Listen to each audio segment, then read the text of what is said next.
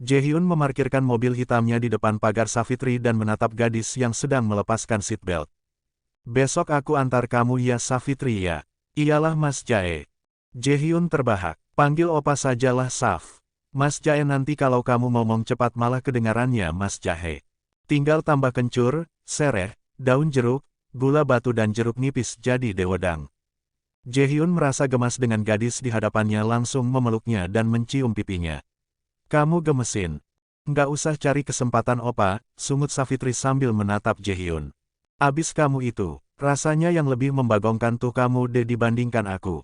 Kamu juga kadang bagong. Jantung Savitri berdebar kencang. Untung mobilnya mewah, kalau truk, wah gedubrak dong.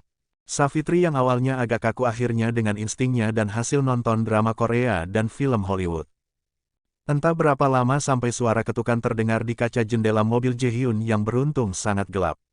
Mbak Savitri, Mas Jaehyun, aku, pulang dulu opa, ucap Savitri dengan nada gemetar. Damn it, pertemuan bibir yang membagongkan, mempetrukkan, menggarengkan dan mensemarkan sekaligus tidak bagus buat jantungku. Iya, jawab Jaehyun sambil mengusap rambutnya kasar.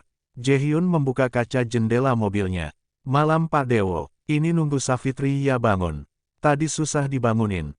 Savitri melirik judes. Yang tidur siapa Bambang? Oh walah pantas lama. Tapi memang Mas Jaehyun, Mbak Savitri kalau bobot di mobil memang ngeblok. Susah bangunnya, kekeh Pak Dewo. Ini lagi pakai acara gibah. Makasih opa sudah anterin pulang, jawab Savitri dengan muka manis tapi mata judes. Bobo indah ya, cengir Jaehyun. Savitri membuka pintu mobil pria itu dan turun lalu berjalan menuju rumahnya. Sepanjang jalan, Savitri merasa besok harus ke rumah sakit buat memeriksakan jantungnya, bakalan detaknya secepat suga BTS ngerap ya. Jaehyun masuk ke dalam kamarnya dan segera membersihkan diri lalu meletakkan tubuhnya di atas kasur empuknya. Bayangan dirinya tadi dengan Savitri masih teringat jelas bagaimana gadis itu. Jaehyun yakin itu pasti pertama Savitri dan membuat dirinya bahagia karena menjadi yang pertama dan mungkin. Wait a minute, apa aku sudah mikir soal nikah? Usia aku sudah masuk wayahe nikah sih. Aku 26, Savitri 24. Pas kan seharusnya, tapi kayaknya masih enak pacaran, gemasnya pacaran sama nikah itu berbeda. Jaehyun tersenyum sendiri, dinikmati sajalah, kalau jodoh nggak bakalan kemana. Savitri masih menatap langit-langit kamarnya yang bercat biru muda dengan aksen awan putih. Savitri blow on. Curiosity tapi bikin enak. Nggak heran para oknum bejat di sana sumbut. Wong ciuman itu enak. Savitri memegang bibirnya. Jebule kowe pinter ya opa, ternyata kamu pinter ciuman ya opa. Savitri cekikikan. Wis Saf. Turu, tidur. Iso gendeng kowe suwi-suwi, bisa gila kamu lama-lama. Masa iya harus konseling diri sendiri? Koplak tenan. Savitri mematikan lampu kamarnya dan mengganti dengan lampu tidur. Good night opa. Di kamar Jaehyun, good night Savitri ya bisik Jaehyun sebelum terlelap. Asteris. Tidak seperti biasanya, pagi-pagi Jaehyun sudah siap dan datang ke rumah Savitri sedangkan si pemilik rumah masih memakai handuk di kepalanya usai keramas. Astagfirullah, opa, ngapain kemarin pagi-pagi? Tanya Savitri sambil melenggang kangkung masuk ke dalam rumah meninggalkan jejak harum sampo ke hidung mancung Jaehyun. Sarapan barenglah, jawab Jaehyun cuek. Berarti biaya catering nambah. Kan tadinya cuma makan malam, kalau ditambah sarapan ya beda harga. Jaehyun melongo. Astaga, untung sayang. Pak Harto meminggirkan mobilnya ke dekat gerbang sekolah Savitri karena pagi ini mengantarkan guru barbar itu. Pagi ini kamu dipanggil polisi lagi nggak Saf? Tanya Jaehyun. Dipanggil polisi, memangnya Mbak Savitri ngapain? Pak Harto melihat ke arah spion berharap ada ekspresi gimana gitu di Savitri dan Jaehyun tapi keduanya tampak cuek. Ya ampun mereka itu ya. Pacaran model apa ini? Belum tahu opa, kan semua diurus sama Om Steven, jawab Savitri sambil memeriksa isi tasnya. Ada yang ketinggalan? Tanya Jaehyun. Nggak ada. Savitri pun membuka pintu mobil dan Pak Harto menurunkan jendela agar Jaehyun bisa melihat guru itu. Opa, panggil Savitri. Apa? Gamsa Hamida dan muah. Bibirnya dikondisikan Bu Saf. Jaehyun melongo melihat aksi Savitri dan kemudian memberikan kiss bye. Saranghe Savitri ya, ucap Jaehyun. Lalu tak lama mobil mewah itu pun meninggalkan Savitri yang masih gemas dengan pacar depan rumah. Guru itu pun berjalan dengan wajah berseri-seri tanpa memperdulikan tatapan kepo para murid-muridnya. Asteris asteris asteris. Ekadanta melihat gadis yang ditaksirnya berjalan dengan wajah sumringah, hanya bisa merengut karena bukan dia yang mendapatkan wajah cantik yang menatap penuh cinta. Guru matematika itu pun berjalan menuju ruang guru dan memilih mencoba menghilangkan bayangan Savitri yang memberikan pose ke pria Korea itu. Pada dengar nggak? Kemarin kan Pak Safri ditangkap polisi tapi sambil dimasukkan ke dalam ambulans, ujar seorang guru wanita dengan gaya super heboh. Aku lihat Bu, ada pria bule ganteng, rapi perlente juga. Memangnya ada apa toh Bu? Sahut guru yang lain. Pak Agus, Kapsek kita, katanya mengajukan pemecatan ke Dinas Pendidikan buat Pak Safri karena melakukan pelecehan ke anak-anak didik kita. Astagfirullah, jadi ada orang tua murid dan siswi plus polisi itu karena kasus itu. Lah terus bulenya itu. Kabarnya itu pengacara para orang tua siswa. Masih ada saudara dengan Rudi Akandra, CEO AJ Corp. Ekadanta menyimak gosip pagi hari dengan seksama. Berarti Savitri ikut terlibat. Bu Dina, seorang guru memanggil Dina yang sedang berjalan melewati ruang guru. Ada apa Bu? Tanya Dina menghampiri rekannya. Kemarin Pak Safri kenapa masuk ambulans? Dihajar Pak Agus. Dina melirik ke arah Ekadanta lalu tersenyum smirk. Bukan Pak Agus yang hajar. Saya saksinya.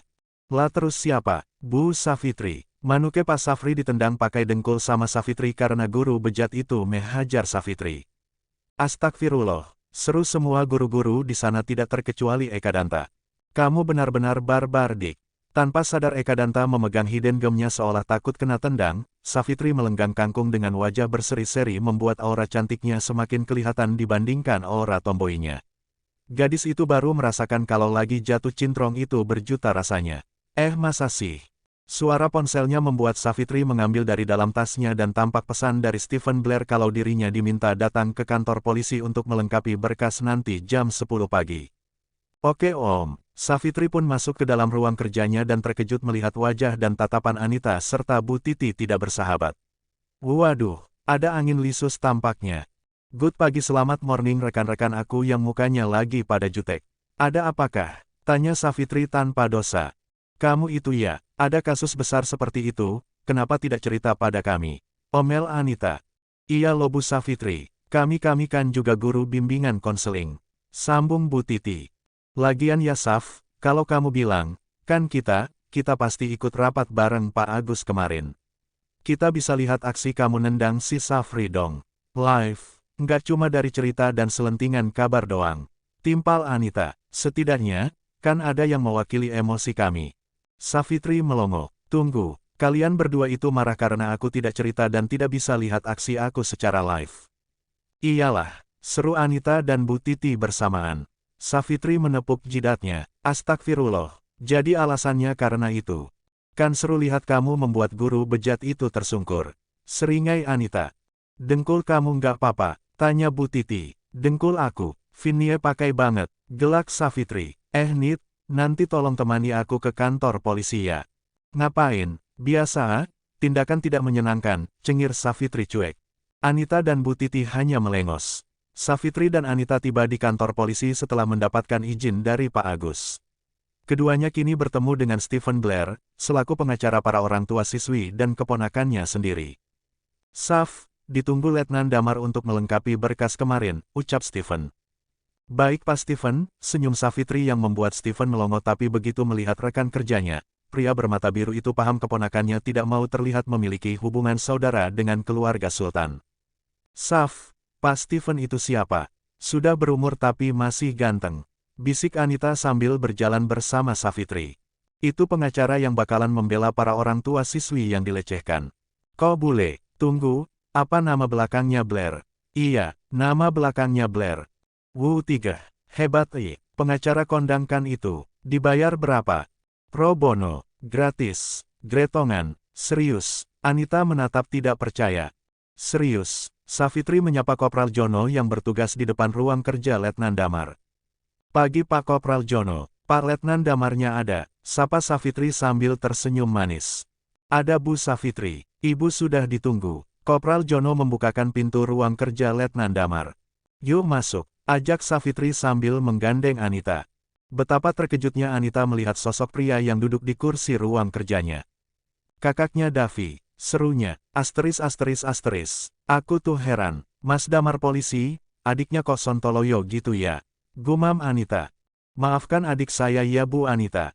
Saya sendiri juga tidak tahu kalau di sekolah, Davi sering membuat Bu Anita dan Bu Savitri emosi, senyum Damar setelah Savitri melengkapi semua berkas dan pernyataan.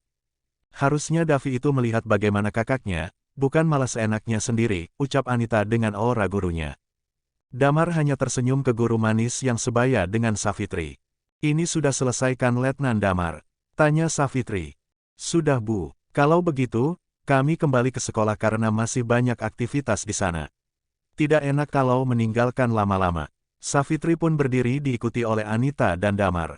Kami permisi dulu Mas Damar, ucap Anita manis lalu kedua guru itu pun keluar dari ruang kerja Damar.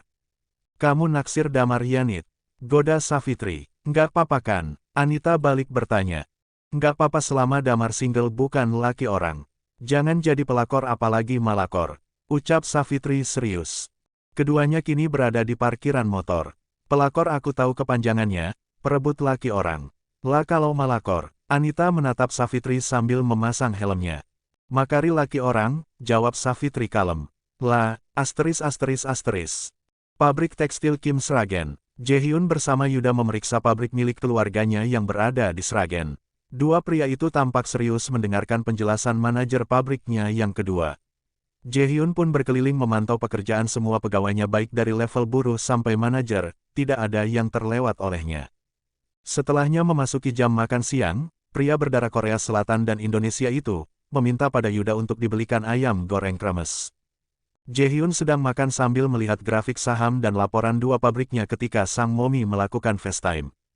Hai anak ganteng, sapa Kirana Kim. Halo Momi, balas Jaehyun sambil makan. Makan apa itu kamu? Lagi di mana nak? Ayam goreng kremes. Sambalnya enak ini Mom. Aku lagi inspeksi ke pabrik kita yang di Sragen. Jae, kok kamu nggak bilang kalau akhirnya kamu pacaran dengan calon menantu kesayangan Momi? Jaehyun melongo. Hah?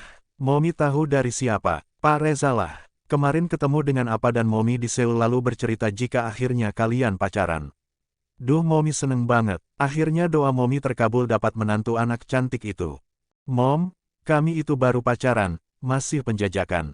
Belum tentu bakalan menikah. Kirana menatap judes ke putra semata wayangnya. Apa? Tidak bisa. Pokoknya Savitri bakalan jadi menantu Momi. Titik nggak pakai koma apalagi tanda tanya. Di Momi nggak tahu saja kelakuan anak itu. Cebik Jaehyun. Lah dia berbuat ulah apa lagi? Duh tuh anak, berani banget. Momi suka, seru Kirana membuat Jaehyun menggelengkan kepalanya. Aku ceritain ya Mom. Jaehyun pun bercerita tentang semua kejadian yang dialami oleh Savitri sampai omnya Stephen Blair turun tangan. Momi setuju dengan aksi Savitri, Jae. Pria macam itu memang sudah sepatutnya mendapatkan ganjarannya. Ucap Kirana gemas. Lagian benar Savitri, trauma dibalas trauma. Tapi Mom, kalau begitu kan berabe. Hukum rimba dipakai sama Savitri ya. Tapi kamu malah pacaran sama Savitri. Hayo, jangan bilang kamu sendiri juga mengagumi anak cantik itu. Goda Kirana membuat Jaehyun manyun. Abis, Savitri ya itu menggemaskan Mom.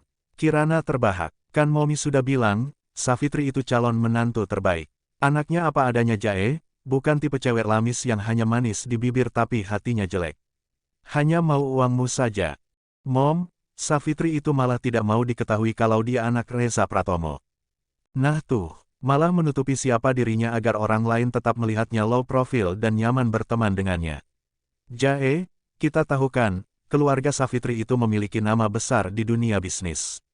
Savitri sendiri memilih profesi sebagai seorang guru bimbingan konseling dan PNS pula. Bukan tidak mungkin jika orang-orang tahu dia anaknya siapa, akan dikira hanya main-main saja menjadi guru. Padahal kita semua tahu, betapa sukanya dia menjadi seorang guru bimbingan konseling. Jaehyun hanya terdiam memikirkan ucapan Kirana.